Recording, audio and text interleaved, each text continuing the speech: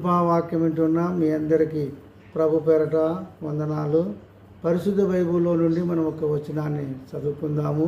ద్వితీయోపదేశ కాండము 28వ అధ్యాయము 9వ వచనాన్ని మనము చదువుకుందాం. నీవు నీ దేవుడైన యెహోవా ఆజ్ఞలను అనుసరించి ఆయన మార్గములో నడుచుకున్న ఎడల యెహోవా నీకు ప్రమాణము చేసినట్టు ఆయన నీకు తన ప్రతిష్టము జనముగా నిన్ను స్థాపించును. దేవుడు ఇక్కడ చక్కటి మాటలను తెలియజేస్తూ ఉన్నాడు. మొదటి మాట మనం జ్ఞాపకం చేసుకున్నట్టయితే, నీ దేవుడని యెహోవా ఆజ్ఞలు అనుసరించి నడుచుకున్న ఎడల. మనము దేవుని ఆజ్ఞలను మనం ఏం చేయాలంటే అనుసరించాలి. దేవుని ఆజ్ఞలను మనము అనుసరించాలి.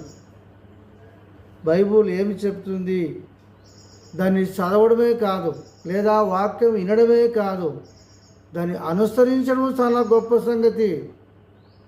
ఎంతోమంది వింటుంటారు, కానీ విని ఆజ్ఞల ప్రకారంగా నువ్వు నడుచుకోకపోతే ఏమి లాభము? దేవుడు అంటున్నాడు, ఏమంటున్నాడంటే చక్కటి మాట అంటున్నాడు, నీవు నీ దేవుడని యెహోవా ఆజ్ఞలు అనుసరిద్దామా? నీ దేవుడైన యెహోవా ఆజ్ఞలను అనుసరిద్దామా? దేవుని ఆజ్ఞ ప్రకారంగా మనం కొనసాగుదామా? కొనసాగాలి. కొనసాగినప్పుడే నువ్వు దేవుని కుమారుడు అవుతావు. కొనసాగినప్పుడే నువ్వు దేవుని కుమార్తె అవుతావు. అప్పుడు దేవుడు నిన్ను మెండుగా నిన్ను ఆశీర్వదిస్తాడు. ఒకటి. అక్కడ రెండో మాట మనం జ్ఞాపకం చేసుకున్నట్టయితే, ఆయన మార్గంలో నడుచుకున్న ఎడల. అనుసరించేదే కాదు, ఆయన మార్గంలో ఏం చేయాలి చెప్పండి? నడుచుకోవాలి. ఆయన మార్గంలో నడుచుకోవాలి. దేవుని మార్గంలో మనం నడుచుకుందాం. ఎన్నో మార్గాలు ఉన్నాయి ఈ లోకంలో, ఎన్నో మార్గాలు ఉన్నాయి. కలిపెంటకి మార్గం ఉంది, బ్రాంతి కొట్టుకు మార్గం ఉంది, ఈశ్వరాకడానికి మార్గం ఉంది, పాపం చేయడానికి మార్గం ఉంది. ఎన్నో పార్టీలు, ఎన్నో గుంపులు, ఎన్నో రకాలుగా ఉన్నాయి. ఆ మార్గంలో పోయినట్టయితే లాభం లేదండి. నువ్వు ఏ మార్గంలో ఉండాలంటే అక్కడ చక్కటి మాట సెలవిస్తుంది కదా, ఆయన మార్గంలో నువ్వు నడుచుకున్న ఎడలా. ఆయన మార్గంలో మనం నడుచుకోవాలి.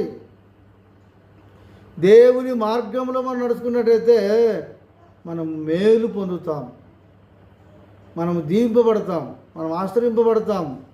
కాబట్టి ఆయన మార్గంలో నడుచుకునే ఎడలా. మూడోది మనం జ్ఞాపకం చేసుకున్నట్టయితే, యెహోవా నీకు ప్రమాణము చేసినట్టు ఆయన ఏం చేస్తాడు చెప్పండి? తన పరిష్ట జనముగా నిన్ను స్థాపించును. ఆయన ప్రమాణం చేసినట్టు తన ప్రజలుగా ఆయన ప్రతిష్ఠిస్తాడు, ఆయన దీవిస్తాడు. నువ్వు పైవారుగా ఉంటావు కానీ కింది వాడుగా నువ్వు ఉండవు. ఈ మూడు మాటలు మరొకసారి జ్ఞాపకం చేసుకొని మనం ముగించుకుందాం.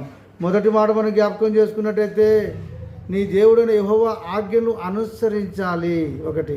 రెండోది జ్ఞాపకం చేసుకున్నట్టయితే, ఆయన మార్గంలో నడుచుకున్న ఎడలా. మూడోది మనం జ్ఞాపకం చేసుకున్నట్టయితే, యెహోవా నీకు ప్రమాణము చేసినట్టు ఆయన తనకు ప్రతిష్ఠ జనముగా నిన్ను స్థాపించును. ఈ మూడు మాటలు దేవుడు దీవించును గాక. ఆమేన్.